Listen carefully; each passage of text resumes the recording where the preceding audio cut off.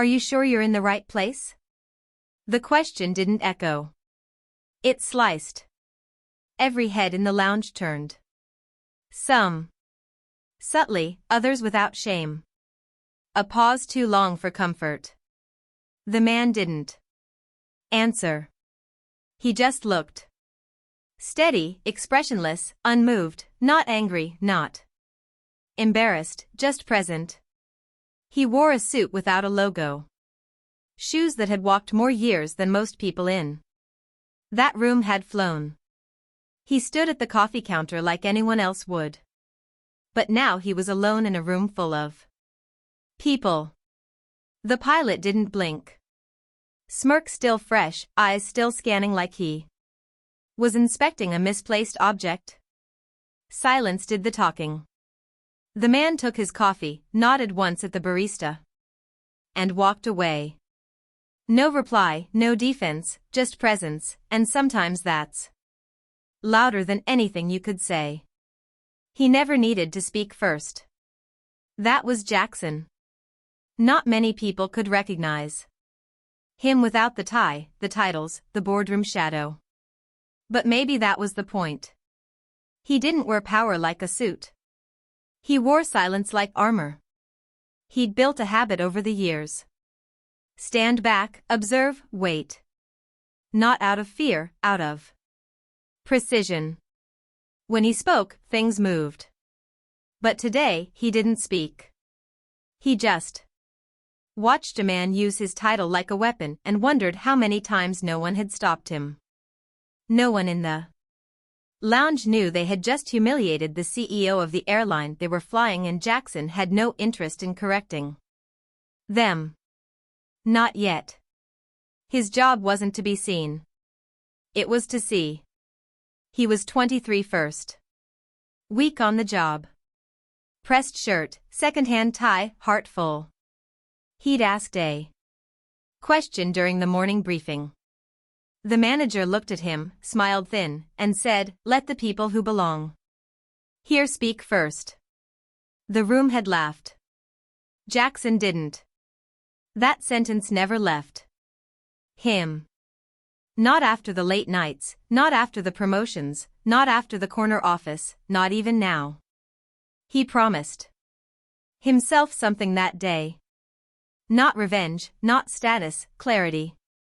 If he ever led, he'd build a place where no one would need to prove they belong. A company where silence wasn't survival.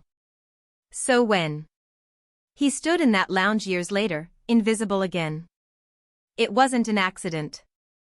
It was a test. Not for him, for them. Horizon Air looked perfect from the outside. Glass offices, crisp uniforms. Taglines about excellence hanging from every wall. People smiled. Numbers looked good. No one raised their voice. At least not where it echoed, but Jackson had started to feel it in the pauses between reports, in the eyes of staff who used to speak freely and now just nodded. Someone once whispered, "The problems don't reach your desk. They get buried before they can." It wasn't a storm. Not yet. It was a shift. In the air. The kind that told him something subtle was rotting beneath the polish. And polish, Jackson knew, was cheap. A company doesn't break in one big moment. It frays quietly. Until silence becomes policy, and people stop believing anyone's listening. He wasn't going to wait for that moment. There was no memo, no itinerary, no warning. Jackson booked a flight under a different name. No priority tags, no title, just a seat. He chose the busiest route. Economy class. No privilege, no shortcut, just the system exactly how it ran without him. Priya knew, only her. She arranged the bookings. She cleared the security gaps. She didn't ask questions. She knew better. This wasn't a visit.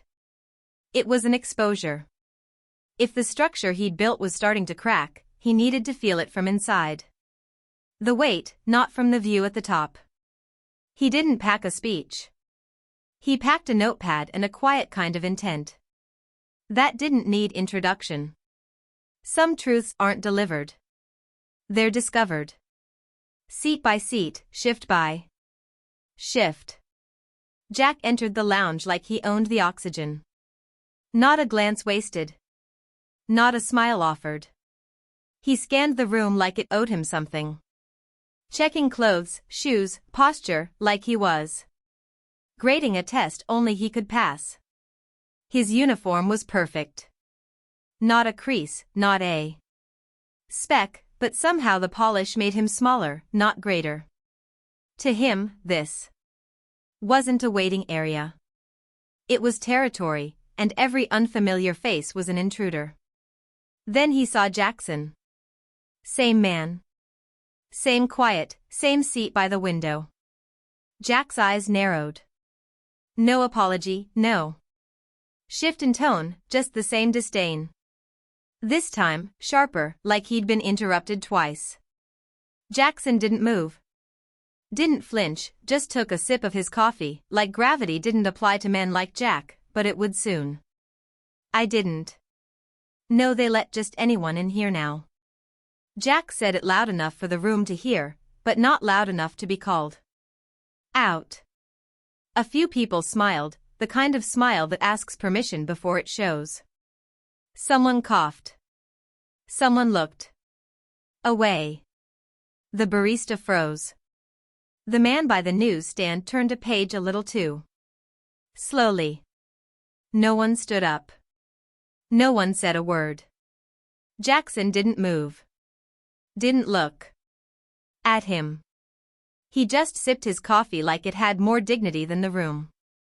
Jack chuckled to himself. That short, smug laugh of someone certain no one would challenge him because no one ever did. And in that moment, it wasn't Jack who defined the room. It was everyone else who let him. Jackson placed his cup on the counter quietly. Black, no sugar. The barista, still tense, nodded. Jack was watching. Still smirking, still loud. Jackson didn't respond. No glance, no shift, just the stillness of someone who knew noise only exposed the wrong people. He took his coffee, nodded once in thanks, and walked to the farthest seat by the glass. Across the lounge, Priya sat behind a magazine. She'd seen it all. How do you want to handle this? Observe first. He tapped a small switch on the inner lining of his jacket. The light blinked once. Recording. He wasn't here to fight. Not yet. He was here to listen because silence in the right hands is the loudest kind of evidence. Jack boarded the aircraft like it was built for him. Morning, sweetheart, he said to the lead flight attendant, without looking at her name tag. His voice was smooth. Rehearsed confidence layered over casual disregard. He shook hands with the co-pilot, slapped a technician on the back, called out nicknames no one liked. Every step said, "This is mine." A passenger struggled with a bag, an older man, one hand gripping the seat for balance. Jack walked past him without pause. The attendant moved to help. Jack shot her a glance. Boarding time isn't babysitting time. She smiled. Small, tight, afraid to challenge tone, dressed as humor. Jackson watched from row 22A, the window, reflecting everything he didn't say. Authority, he thought, isn't the problem. It's who believes they own it.